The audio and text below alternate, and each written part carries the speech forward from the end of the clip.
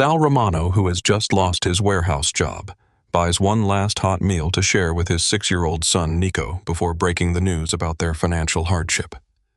On his way home, he notices a freezing homeless woman ignored by everyone in a park, and despite having almost nothing left, shares half his meal, his remaining cash, and simple companionship with her. Weeks later, Sal discovers the woman is Eleanor, a billionaire CEO who had disguised herself as homeless to understand how society treats the poor before making major corporate decisions.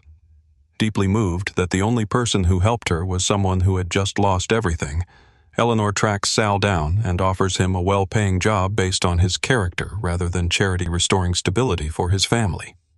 Inspired by Sal's compassion, she abandons planned layoffs reforms, her company's treatment of lower-paid workers, and implements policies that protect thousands of employees. Sal later returns to the same park bench with Nico to teach him that true generosity comes from helping others, even when you have little, proving that genuine kindness can transform not only individual lives, but also entire communities. On the worst day of my life, the day I lost my job and had exactly one meal left to my name, no one else seems I gave half of it to a freezing homeless woman on a park bench.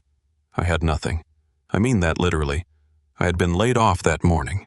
I had a 6-year-old son waiting at home, and the food in my hands was the last food I could afford until I figured something out. And I sat down next to a shivering stranger that the whole world had walked past all day, and I split my last meal with her because she looked hungrier than I felt. What I did not know, what I would not find out until weeks later, was that the ragged, starving woman on that bench was one of the richest people in the entire country, and that I was the only person in a city of millions who had stopped. Not the richest people who passed her, not the comfortable ones with full stomachs and full wallets. The one man who stopped for her was the one man on that whole street who had that very morning lost nearly everything he had. I've never been able to decide whether that's the saddest part of this story or the most beautiful. Maybe it's both. I'm going to tell you the whole story, who that woman really was, why a billionaire was sitting on a bench pretending to be homeless, and what happened when she found out that the only person who shared with her was a man who had just lost everything. But more than that, this is a story about a thing I've come to believe is one of the truest things in this world, that the people who have the least are almost always the ones who give the most. Before I start, one quick thing and then I'll let it run. I'm not a man who's good at asking for things. You'll understand why in a minute. So I won't make a big pitch. I'll just say that if you've ever been down to your last and found out what you're really made of, or been surprised by kindness from someone who had no reason to give it, then this story is for you. Stick around to the end. And there's a subscribe button down there if it earns its keep. Now let me take you to the worst, and it turned out the best day of my life. My name is Sal Romano. I'm 39 years old, and at the time this happened, I worked at a warehouse on the floor moving freight.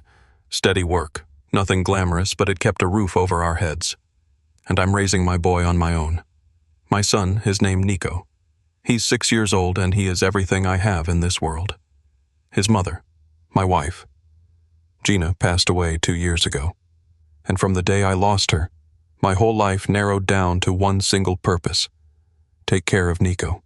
Keep him fed, keep him safe, keep him from feeling the hole where his mother used to be. That's it. That's the whole job. Everything I do for that boy. And on the morning this story starts, I lost the means to do it. The warehouse made cuts. A whole shift of us let go. Just like that on a Tuesday morning, with a handshake and a final check that was already mostly spoken for. No warning. I stood in that parking lot holding a cardboard box with my work boots and a photo of Nico in it. And I felt the floor drop out of my life. Because here's the thing about living the way we lived. Paycheck to paycheck. One man and his kid with no cushion, no savings, no family nearby to catch us. There is no margin for a day like that. I did the math right there in the parking lot, and the math was terrifying. I had almost nothing in the bank. Rent was coming. And I had in my actual pocket a small handful of dollars that had to feed my son and me until I could find something else. However long that took.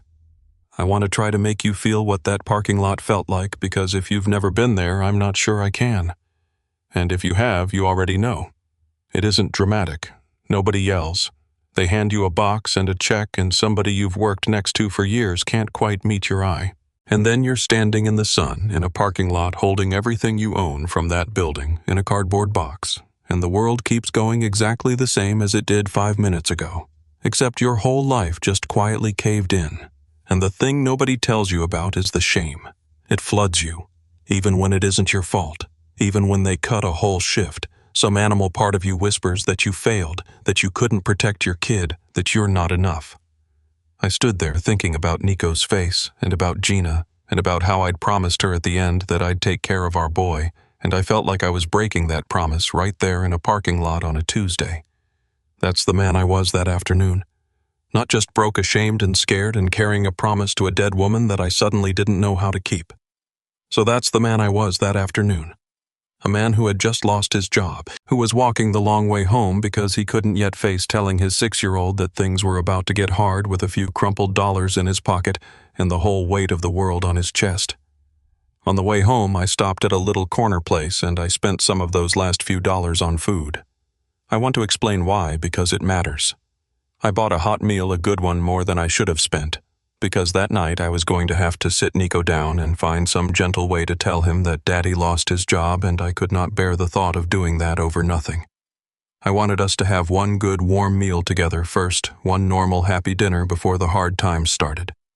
It was probably foolish spending like that when I had so little, but I think any parent understands it. I wanted to give my boy one more good night before the worry came in. That hot meal in my hands was very nearly the last of what I had. You have to understand my Nico to understand why I'd spend my last money on a hot dinner instead of stretching it into 3 days of cheap noodles, which is what the sensible part of me knew I should do.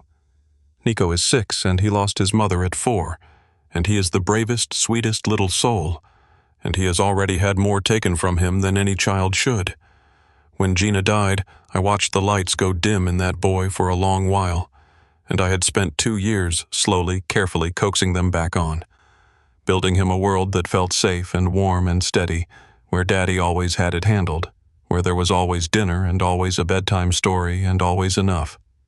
And now I was about to have to crack that world. I was going to have to sit him down and find words to tell a 6-year-old that things were going to be tight without making him afraid, without making him feel the ground move the way I'd felt it move in that parking lot. And I could not. I just could not do that to him over a bowl of cheap noodles. I wanted to give him one more night of the world feeling safe before I had to shake it. So I spent the money. It was on paper a foolish thing to do with the last of your cash. But I would do it again every single time because that boy's sense of safety was the one thing I had left to give him. And I was going to give it to him one more night, no matter what it cost. And then I came through the little park that sits between the corner store and our street. And on a bench in the cold was a woman. She was by every appearance homeless. Ragged clothes layered up against the cold, a tattered bag beside her. Gray, looking gaunt, hunched over. She was shivering. Really shivering, the deep kind that comes from being cold for a long time. And she had the hollow look of someone who hadn't eaten in a while. She wasn't asking anyone for anything. She was just sitting there, enduring. You see people enduring when the world has stopped seeing them. And here's the thing I noticed, the thing I've thought about 1,000 times since. The park wasn't empty. People were walking through it, plenty of them, and a lot of them were doing well for themselves. Nice coats, nice shoes, shopping bags, phones out. And every single one of them walked past that freezing woman like she was a piece of the furniture. Not one slowed down, not one looked at her. She was invisible. A whole stream of comfortable people flowing around her like she was a rock in a river, and not one of them stopped. I watched it for a minute before I moved, and it did something to me. There were people in that park that day who could have fed that woman for a month and never felt it. People carrying shopping bags with single items in them that cost more than my week's groceries. And every one of them had perfected the thing we all do, the little trick of the eyes where you see a person in need and you very look at your phone or the trees or the middle distance anywhere but at them, so you never quite have to know they're there. I'd done it myself plenty of times in better days. It's not that people are evil, it's that it's so easy when you're comfortable to make a suffering person disappear just by not looking.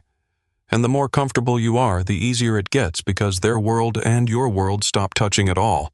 I think that's the real poverty at the top, if I'm honest. Not a lack of money, a lack of the thing that makes you stop.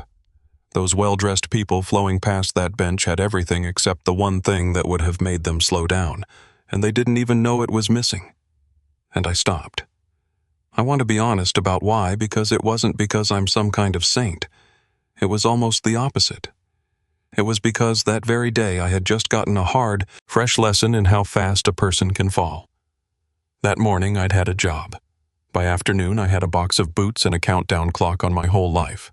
And I looked at that freezing woman, and instead of seeing someone separate from me, someone to step around, I saw someone who was maybe just a few bad Tuesdays further down the same road I'd just started walking. I thought that could be me. That could be me a year from now if it all goes wrong. And I could not. I physically could not pass somebody that hungry and that cold while I was holding a hot meal in my hands, even if it was my last one. And I'll tell you the other thing that was working on me.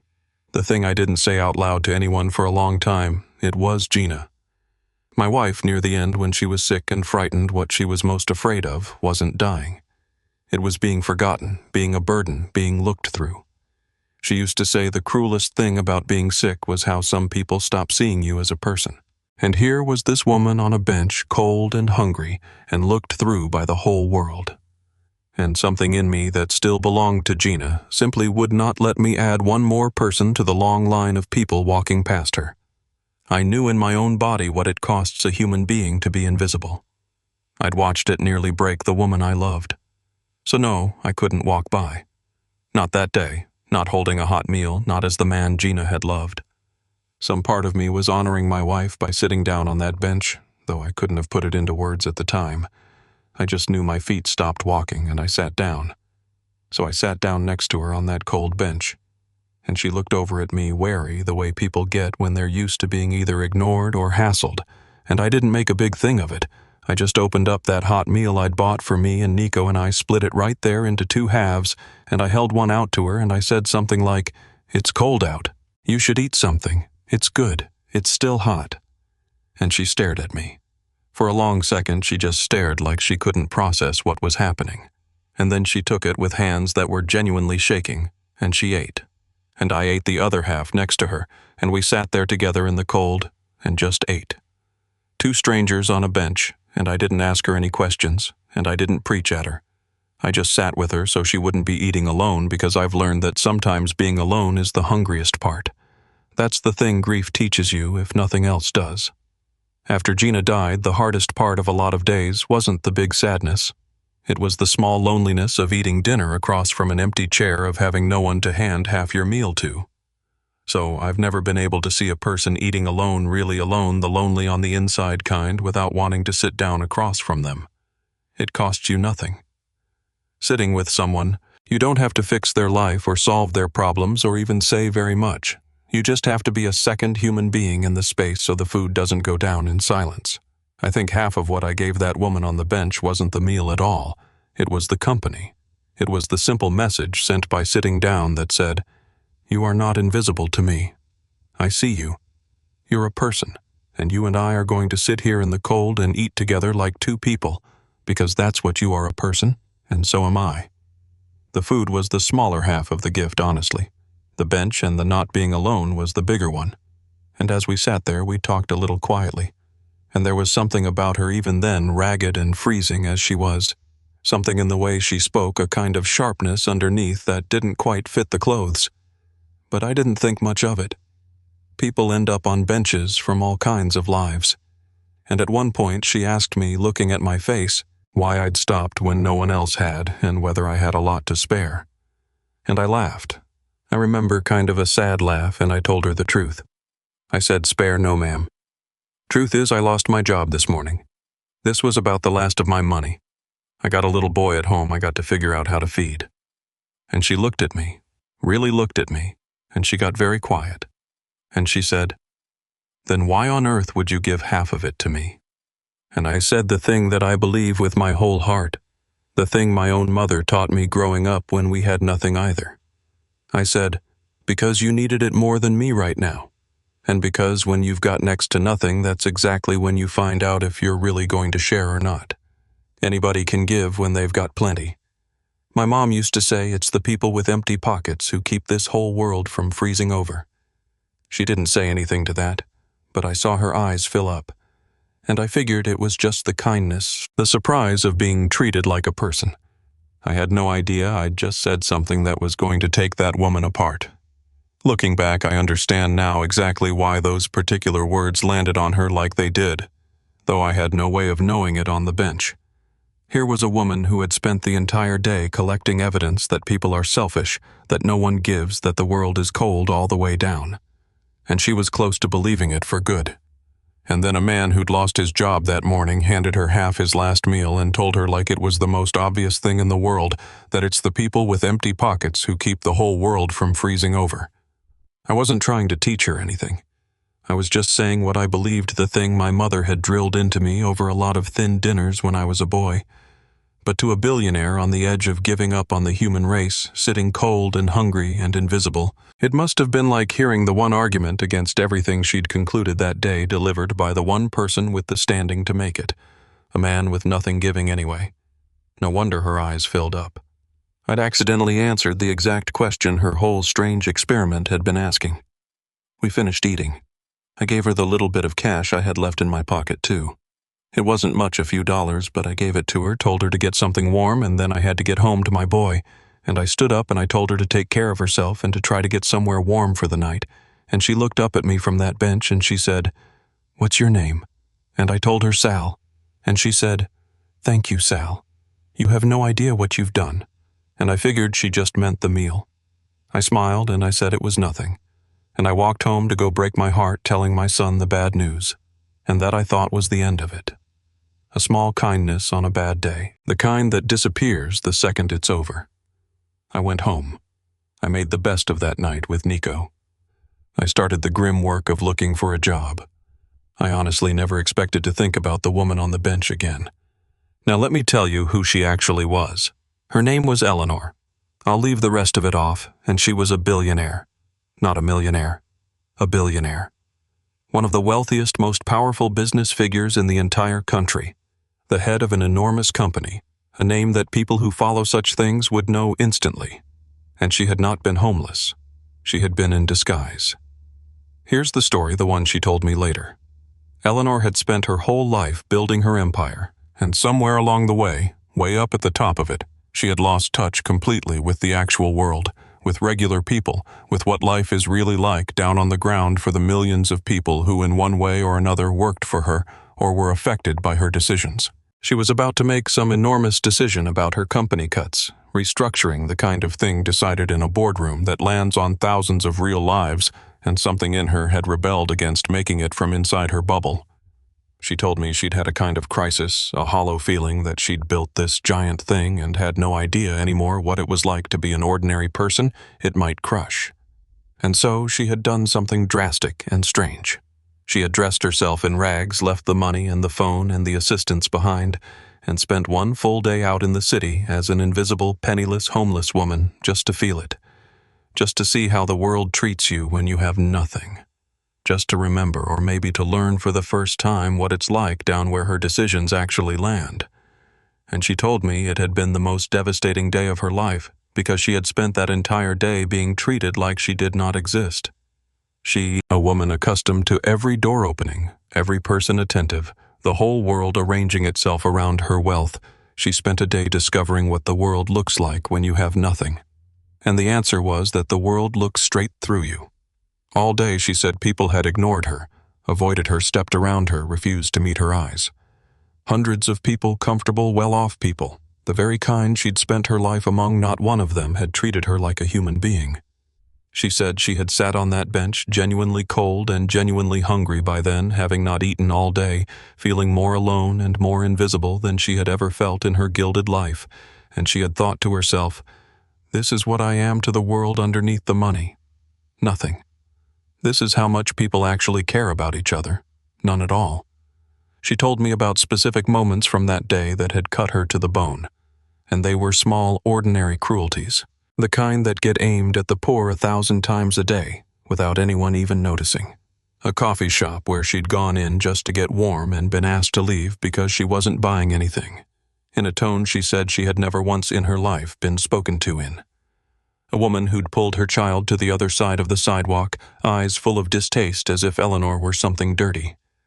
Hours of people's eyes sliding off her like she was a smudge on the window of their day. She said the most frightening part was how fast it worked on her own mind. How after only a few hours of being treated like nothing, she had started to feel like nothing. Started to hunch to avoid people's eyes before they could avoid hers, to believe the verdict the world was handing down, in a single day. She said she finally understood something that had been invisible to her from the top of her tower. That being poor isn't just about lacking money, it's about being slowly erased every day by 1,000 people who've decided you don't count. And she'd built a life, she realized, sitting on that bench that erased people like that by the 1,000. And she'd never once felt it until the day she wore the rags herself. And she had been on the very edge, she told me, of concluding something terrible. That people are fundamentally cold and selfish. That kindness is a fairy tale. That everybody is exactly as alone as she felt on that bench. And then a man sat down next to her. A man who, she would learn in about 10 minutes, had himself lost his job that very morning and was holding the last of his food.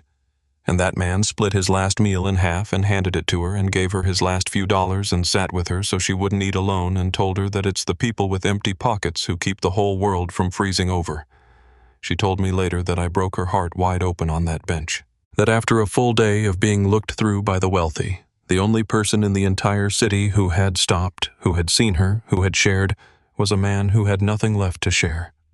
That the one act of kindness she received in her whole experiment came from the one person who could least afford to give it.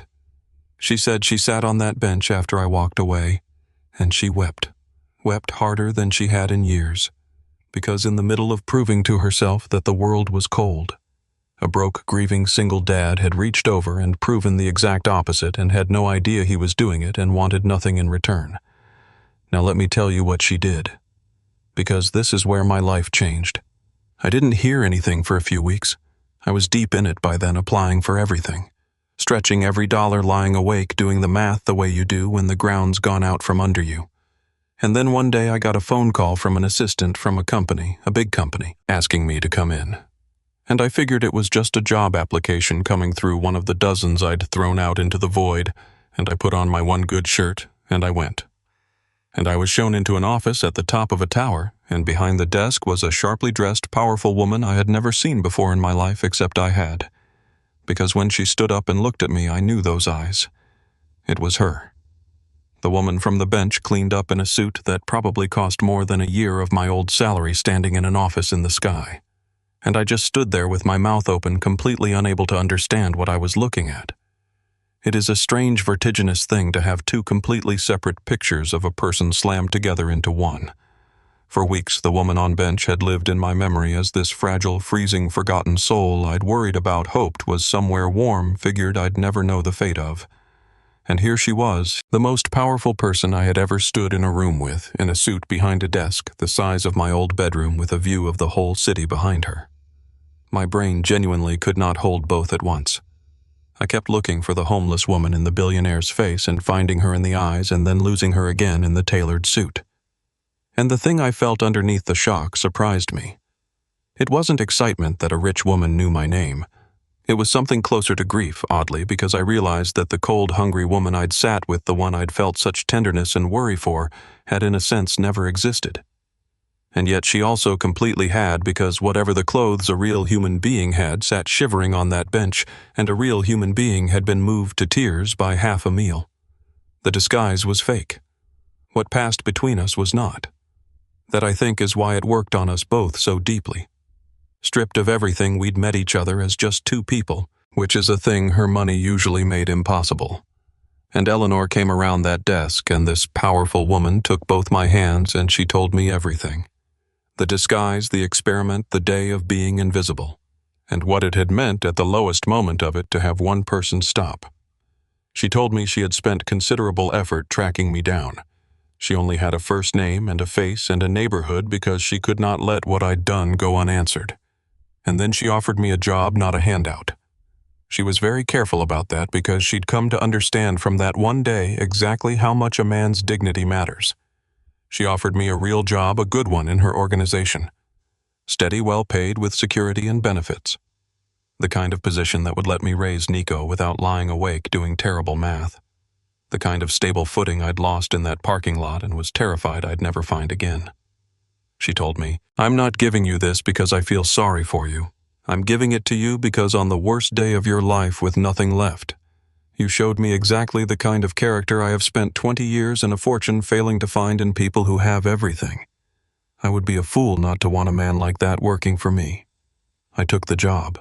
Of course I took the job, and it gave my son and me our life back. Solid ground, a future. The ability for me to be the father I needed to be without the constant terror of the next bill. She gave me back the one thing I'd lost in that parking lot, which was the ability to take care of my boy. I never did have to give Nico the hard talk the way I dreaded it. Oh, I told him I'd changed jobs and that for a little while things had been tight because I don't believe in lying to that boy. But I got to tell it to him as a story that had already turned out all right. Sitting on solid ground, which is a very different thing from telling a scared child. The floor is falling while you're still falling through it. And there's a thing I did that I'll carry to my own grave.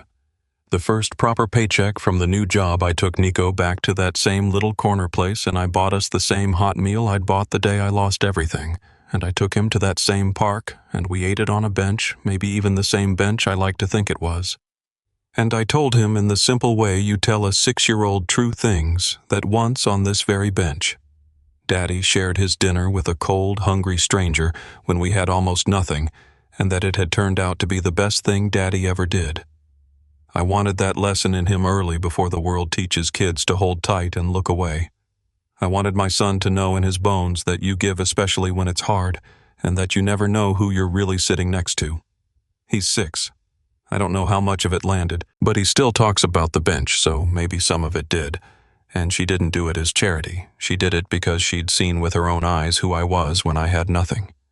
There's a world of difference between those two things, and she understood it completely. And I need to underline that because it was the whole reason I could accept it with my head up. If she had offered me money, a check, a gift charity, I think something in me would have curled up and died a little even taking it because a man who's just failed to keep his job and his promise does not want to be a charity case in front of the memory of his late wife. But she didn't offer me pity. She offered me work. She told me plainly that she had watched people with every advantage reveal themselves to be small and grasping, and watched a man with nothing reveal himself to be the opposite, and that as a businesswoman she would be a fool to hand that kind of character handout instead of a position. She made it about what I could do, not what I lacked. She gave me a way to earn my son's future back with my own 2 hands, which is the only way I ever wanted it.